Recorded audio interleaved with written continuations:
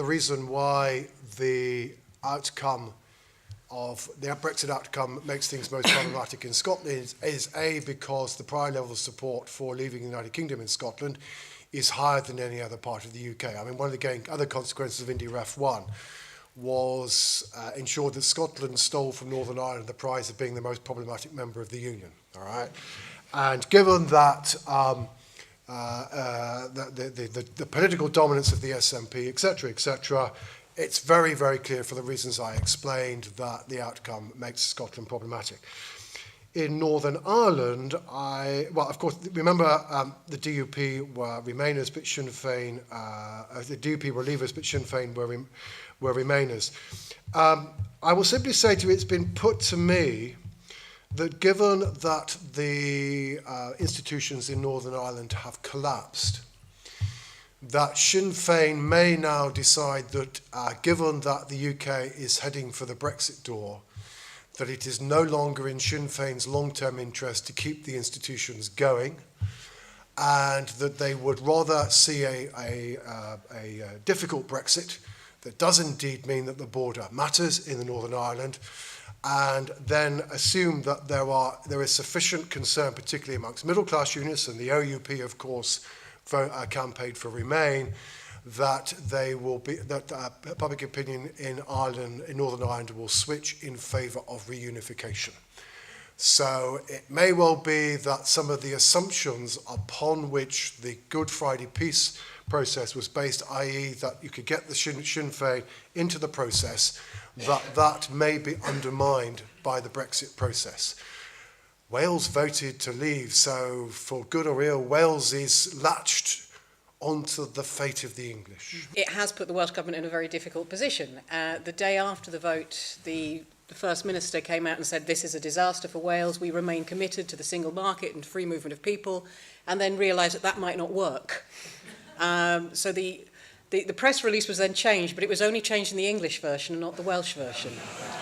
So there's been a certain amount of toing and froing. Now, we've heard that the Scottish paper before it was sent to the government, the UK government, just before Christmas, with its set of what it wants, and obviously it's manoeuvring there for more devolution. Wales, as Theresa said, as the Prime Minister said, we've had Scotland's homework. We haven't had Wales's yet. The Welsh Government is sending its wish list in next week. It says it wants full access to the single market for goods and services. The position on people is rather more nuanced. It says it wants a calibrated approach to free movement. Whether it's still saying that next week, we'll see. But it's made it complicated. Wales has no leverage. The power sharing executive collapsed last week ostensibly on this renewable heating scandal, but in fact it had been in deep trouble for 2 or 3 years. This was the final blow, together with Brexit. The outcome of that is unlikely to be a united Ireland, because the Unionists are as opposed as ever, and indeed even Catholics have shown majorities not interested in a united Ireland. That may change, but the likely outcome will be the two governments, the Republic of Ireland and the UK, coming back and taking over the management of Northern Ireland, which undoes everything that's been tried over the last 20 years to get the Irish to be able to manage their own affairs without the intervention of the two sovereign states. And with Brexit, that is almost inevitable, because it creates it fragments not only the political and constitutional arrangements and the social meaning of identity that we've talked about, but also the Irish economy, because there's a huge amount of progress being made in recent years, creating a single Irish market in tourism, agriculture, all kinds of things. And the border, physical or not, is just going to fragment that.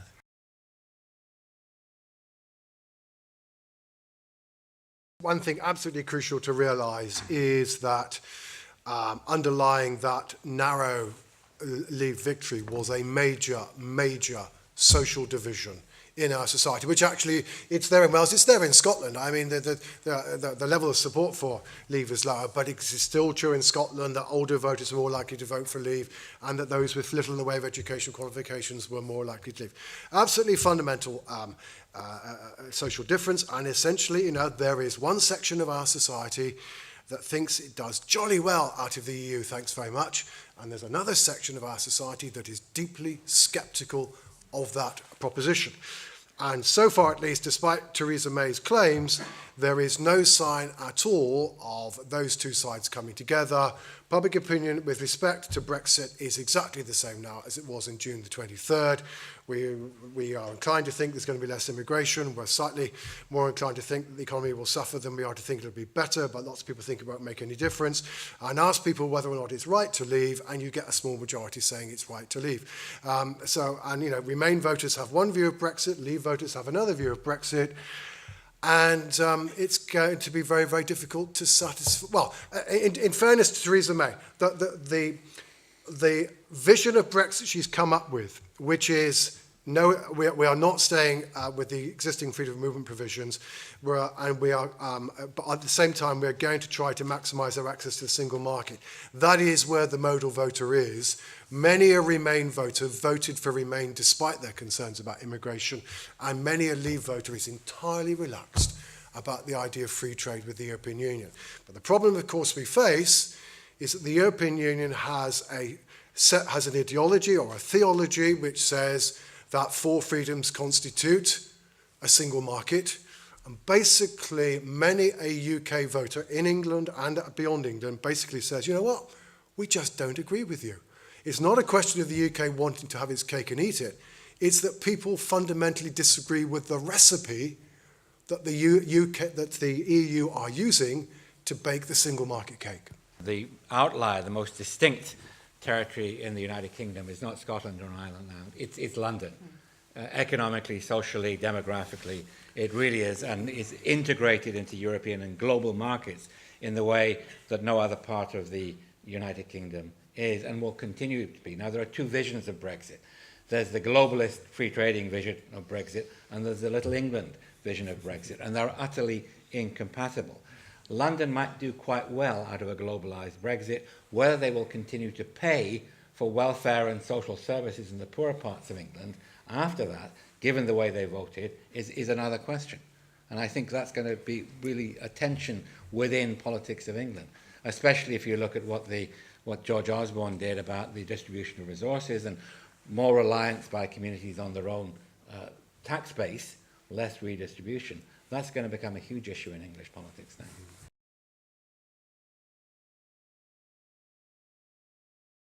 Some bits of the UK government are listening more intently than others.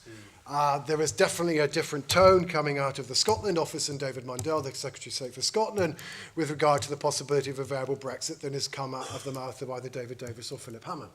And to that extent, at least, it depends which bit of the UK government you are talking about. Now, I mean, for those who are presumably have been following things, I mean, what is true is that, I mean, for other reasons, there's been a somewhat more of a revival of the so-called Joint Ministerial Council, whereby the UK government and the three devolved administrations meet with each other, and in particular they have a committee on Europe, and they met today, and certainly Mike Russell, the Scottish Europe Minister, said it was deeply frustrating because Theresa May had already told us what she thought 2 days previously. But anyway, in theory at least, there's a forum for the two sides to talk to each other. What kind of shape will the UK be? Well, that's a very, very tough question. The easiest way of doing it is to give you two scenarios, I guess. Scenario number one is that actually, despite their initial position, the European Union accepts that there's just no way that the UK is going to accept freedom of movement, and that although it's got various qualms about not wanting to encourage everybody else, in the end, we do end up with a situation in which there is going to be reasonable continued freedom of movement, and they've even managed to negotiate it by March 2019, which is even less likely, but anyway. So we've reached that situation. Theresa May gets applauded for having been a brilliant negotiator. The Labour Party is still in complete and utter mess, and look forward to 5 years of a very large Conservative majority and presiding over an economy that has more or less managed to get over the shock. That's one scenario. The other scenario, of course, is that actually the negotiations go badly. At some point between now and March 2019, the UK government loses a major vote in the House of Commons and loses a vote of confidence in the House of Commons, and we are precipitated into an early general election between a divided Conservative Party and a hopeless Labour Party, and therefore probably will have a general election which is as likely to answer the questions set as the Northern Ireland election is likely to do at the beginning of March. And it's not just the economy you'll have to worry about, it's the political future of this country you have to worry about too. There's very much a sense that in that debate that was had around the Wales Bill, it was, this is a made-in-London Brexit, it was described as in the Assembly. Yes, there are various mechanisms for the devolved administrations to feed in. There's also there's the committee the Committee for Exiting the European Union, and what's it called? The one that the devolved, the Scottish office, the Welsh office, the Northern Irish office. Yes. They are not there on a permanent basis. They have an as required membership of that key committee. That sends signals. And also when we're still talking now about potential international trade commitment in the future, in the first one, New Zealand. Now, from a Welsh perspective, that is deeply worrying. New Zealand, where you have no agricultural subsidies, you have the land production. How's that going to play out in Wales, where 80% of Welsh farming profits comes from CAP subsidies? Crystal ball. I think that academics, we are notoriously famous for getting it wrong, any kind of prediction. So I think the only prediction that one can make is that we are heading towards a very unpredictable future because there are so many different factors. Starting with the decision of the Supreme Court next week. Of course, chances are that it will be the court will say that it's either the Parliament or the government that has to notify. But if, by some miracle, they say that also the regional parliaments have to approve it, or if by another miracle, they ask preliminary reference to the European Court of Justice, which is very unlikely. But, it is a legal possibility, right? This will totally change and implode the whole timetable of the government, either way. Now, with regard to whether the UK government is actually getting advice from the regional governments, I think that one point that has become clear from the whole Brexit process is the intergovernmental institutions in the UK were not exactly ready to accommodate such a consultation. So we are not in a country like, for example, Belgium or Germany, where they have deeply embedded constitutional institutions where the different regions, their positions are taken into account. You have heard about how Wallonie has stopped the free trade agreement with Canada, and everybody was up in arms with that. It's because they take into account what the Francophones are saying, right? So here in the UK, the intergovernmental institutions, because they have hazard system of devolution, clearly they were not ready for something like that. And I think the situation looks a bit like the situation in Spain, where you have some regions that are very, very powerful, like Catalonia and Basque Country, and they are in direct communication with Madrid, and then other regions that they don't have so much say, they don't make so much noise, and their positions are not even getting air in radio and newspapers.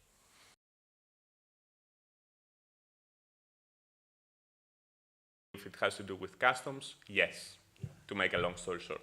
Generally speaking, and this is the big difference, whatever has to be agreed on the land border with Ireland is not strictly something that Ireland and the UK can decide.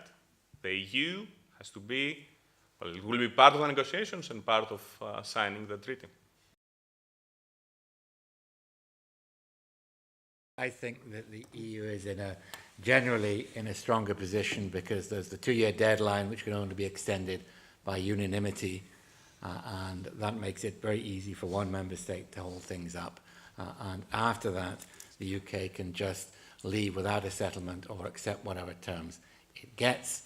If it leaves without a settlement, it has to then, the default, they say, is we'll just revert to the World Trade Organization, the WTO. It's not as simple as that. You have to negotiate your schedules within the WTO. That is immensely complicated and immensely difficult because there are quantitative quotas, there's the EU's quota to be redistributed. So that puts us in a fairly weak position, but there is a belief in UK government circles that they hold all the hands and that somehow they need us more than we need them. And I think, frankly, that's a bit of an illusion. And remember, too, that the political imperative, it's not just the economic, the political imperative is for the EU to stay together and not allow its members to be picked apart. And that's an absolutely important principle. Otherwise, the EU itself starts to unravel because the Euroscepticism is not confined to the United Kingdom. There's rampant Euroscepticism across the European Union. And so it will not do anything that will weaken the principles of the Union, even when there might be a short-term advantage in doing so for economic reasons. But two things flow from that, Michael. The first is, why did Theresa May feel the need to express the threat? Because she's trying to strengthen her hand. It implies a acceptance that maybe the UK's hand is not that strong and she needs to do something to try to strengthen it. But conversely, why is the European Union constantly talking about the need to maintain solidarity about members? Because maybe equally also that solidarity is not as strong as perhaps the EU wants to let on. And to that extent, at least, both sides are exposing their concerns about the negotiating position in the talks. Two very quick points. The first point with regard to this idea of having our cake and eating it and the bad Europeans not allowing us that. I think one important thing to have in mind is that the EU cannot afford having a country, the UK in that instance, that would have better terms than being a member state. No member state in the EU would accept that there is a third country that would have a better deal than them. Membership of the EU, in the eyes of the Europeans, is destined to be the best status that a state can have within the EU. So it's important to have that in mind when people do not understand why the EU would not give everything that the UK wants. Is because they don't want to have someone that will have a better deal than them. They cannot live with the idea that they will have to pay for everything and not get the best. The second thing is who has the upper hand. There are moments in the current situation that remind me somehow of the pre-Greek referendum situation in Greece, where we had a new government, the Syriza government, which was saying pretty much, well, in very different conditions, pretty much the same thing, that we are going to get what we want from the Europeans because they need us more than we need them, because if we implode, they will go bust. And when you were pushing them to explain to you why is that so, they couldn't come up with a convincing, fact-based argument. Of course, we are talking about two different situations. The Greek crisis is very, very different from Brexit. However, there is a certain, in the discourse of the government, I think there is a certain optimism that is not shared across the channel. So when I was in Brussels last week in the European Parliament, and I spoke with members of the European Parliament from 10 different member states, none of them seemed to me to feel particularly threatened by Brexit. They were concerned about other issues, like the refugee crisis, the Euro crisis, the Catalonia issue. So perhaps this idea that they're trampling and they're going to give whatever UK asks is a bit exaggerated. There is no prospect of that because the UK public has not changed its mind. Okay, that's point one. If during the course of the negotiations things goes pear-shaped, one, and two, it's the UK government gets the blame rather than the European Union, because that, who gets the blame for the negotiations going pear-shaped will be to do with political skill and argument. It's not something you can determine in advance. But if the UK government gets the blame, if the economy starts going down the tubes, and perhaps also, of course, not least because of the fact of Brexit and because of the fact that the pound means it's no longer so attractive to come here, immigration starts to begin to fall quite rapidly. And again, go back to my scenario of the government collapsing as a result of all of this, then maybe we might get a new government that is formed that is in favour of staying inside the European Union and decides to hold what, of course, will not be the second second European referendum, but the third. Everybody forgets this is the second referendum. We've already changed our minds. We voted to stay 40 years ago. We've changed our minds.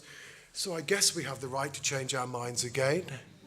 But I think it's only in the context where the negotiations, A, go pear-shaped, the UK government gets the blame, and C, the government collapses as a result. Just one sentence. Provided that Article 15 notification is revocable. Yeah, because sure. maybe it's not revocable. Yeah, And the moment that the UK presses the button, the default the position is that they have to leave.